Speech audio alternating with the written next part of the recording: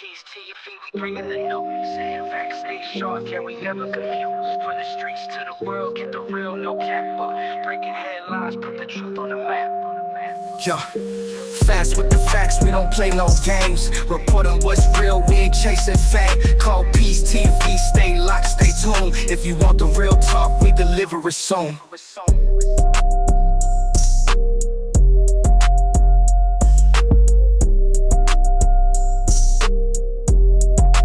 Call Peace TV, we bringing the news. Facts stay sharp, yeah, we never confused. From the Hey guys, back with another video. This video is about our girl Naziah Harris.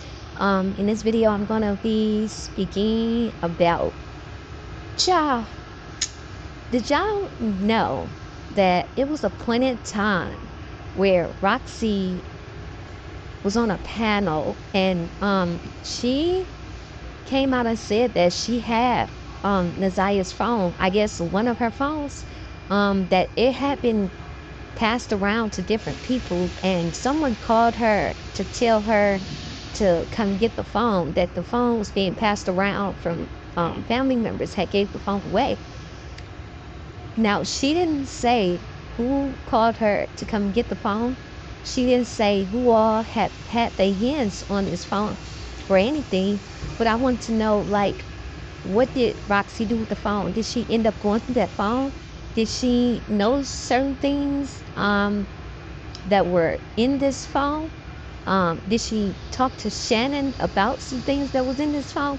It's a lot of things that's not adding up. And it's a point in time where Shannon said that Naziah didn't have a phone. And we know that Jarvis said she had a phone because she was on the phone the whole time in the car on the way to Ypsilanti. Also, it's just a lot of things that's not right. So let's jump into this recording that I have, and we'll go from there. Trial and everything else, they said that Naziah had a phone and a tablet. Do you believe that she had a phone? Because a lot of people, lady got her phone. I do believe that she had a phone, because in Cordell's testimony, Cordell did state that she was on her phone when they drove to Ypsilanti. So according to his testimony, yes, because otherwise than that, why would he say that she was on her phone the whole time if she wasn't on the phone? As far as the tablet, yes, I believe that she had a tablet, because according to Annette's testimony, she said that she would take her tablet. So what was the reason for her saying that she would take her tablet if she didn't have a tablet? when I say that, I mean, like, did they get her tablet and her phone? Yes. Okay, you mean the police? Yes. They got the phone from the mom. That's where they got the text messages and stuff from the phone and the tablet. It was 100 and something gigabytes or what have you, they said. And the school device. Yeah, I believe they got the phone from Lady, which is her mom. And they got the tablet from No, they school. didn't get the phone from Lady. She already had the phone. Lady gave Naziah a phone. That's But after Naziah came up missing, Lady had the phone, and they said it pinged from Lady's house or wherever she was. Lady don't have that house. It didn't ping from Lady's house. It pinged from someone else who get the phone gave from the Lady phone away. if Naziah was Hold on, already let gone. Roxy talk. Let Roxy talk, please. Go ahead, Roxy. The phone was given to someone else, because when the phone was given to someone else, that person called me and had just called me and told me, hey, they just came over here looking for your cousin. So the phone was being passed around from this person to this person to this person, which in my suspicions makes me feel like, why was the phone being passed around? But I don't know. I mean, it's so many numbers, they was using text now, they were using this number and that number and Instagram and, all of these different sources or what have you, for communication. So ain't no telling what, but she definitely had a phone.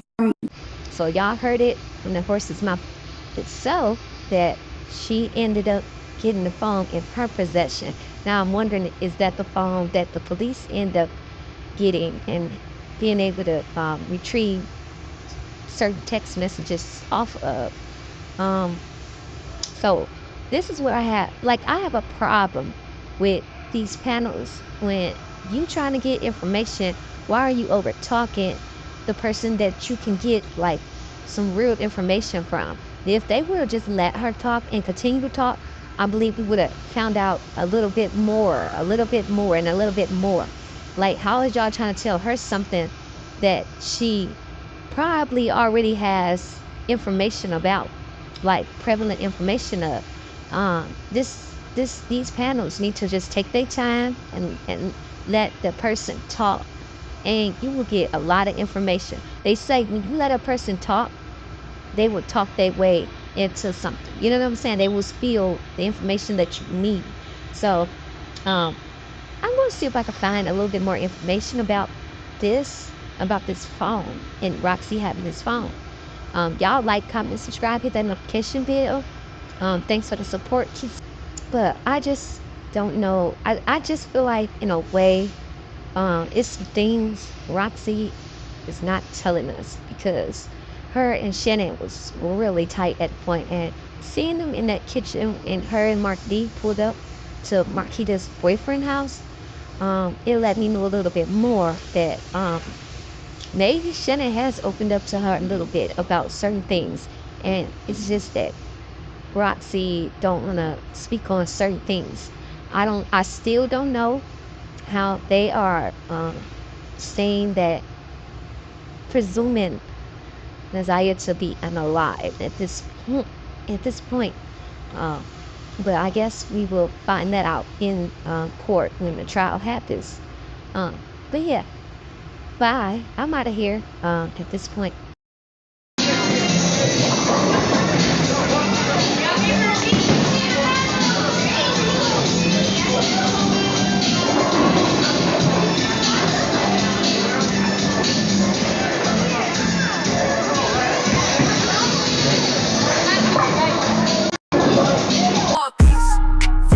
We bringing the news.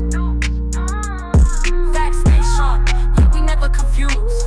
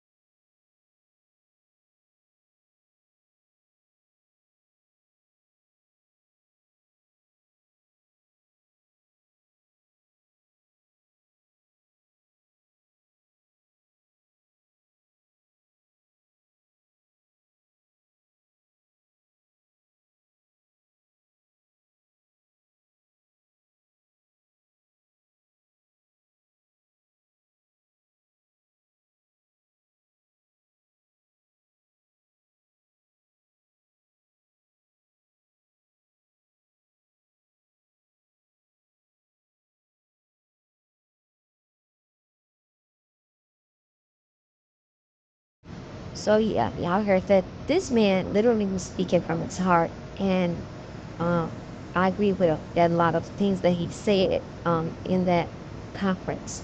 Um, these people end up coming out saying how when they from Section 8 to the Frisco area, this is what happens after doing something. And stuff like this, like racial stuff that shouldn't even be involved. Let the law take its course. Let justice be served. Um, I'm not a racist. I'm not a colorist. I'm not none of that. This, when I report on this story, it's going to be facts. Because, like he said, it's a lot of stuff in the media that is not true. People are sharing and posting things that are not true. What I will say is that they are giving a lot of light to the Metcalf family over um, the Anthony family. Yes, he did do this unthinkable thing, but the type of light that they give it, Carmelo, is negative light, but only a good light for Austin. I think, like he said, like we just live in a world where today, if the shoe was on the other foot, it probably would be different. You know what I'm saying? Um, I just feel bad for both families, but in the same sense, like it's things that I've been picking up on that's the reason why I'm making a video about it, is because this is like a deep story. Like it's hitting home. Like it's serious. The Metcalf family has been on the whole press sympathy press tour, um, which I know they lost their son. Yes, I feel for them. I'm sorry about that, but in this one news clip I don't know if the mom knew how this made her look by saying when she refers to her son, they're boys, babies. But then when she referred to Carmelo Anthony, he's a man. This is ridiculous the way the things go in the world. But let's just play some more of these clippings and I'll get back to you guys. But also, I agree with him saying how they should have never let the Metcalf twin get on the news and speak about anything, because he's literally stating exactly what Carmelo Anthony is saying happened. Like he literally spoke out his own mouth that his brother put his hands on Carmelo after Carmelo gave him a warning not to touch him. Also, it's just a lot. Like Carmelo Anthony comes from a two-parent family household, raised right, as well as Austin Metcalf. Like they are two different people with similar lives, just different skin color. Now, when I speak on this case, it's only with gonna be me bringing facts from news clipping and things like that that I know is factual. I'm not gonna be sharing fake news, hate stuff, none of that. Like, that's not what I'm here for. I'm just here to bring light to the case. So let's jump into it.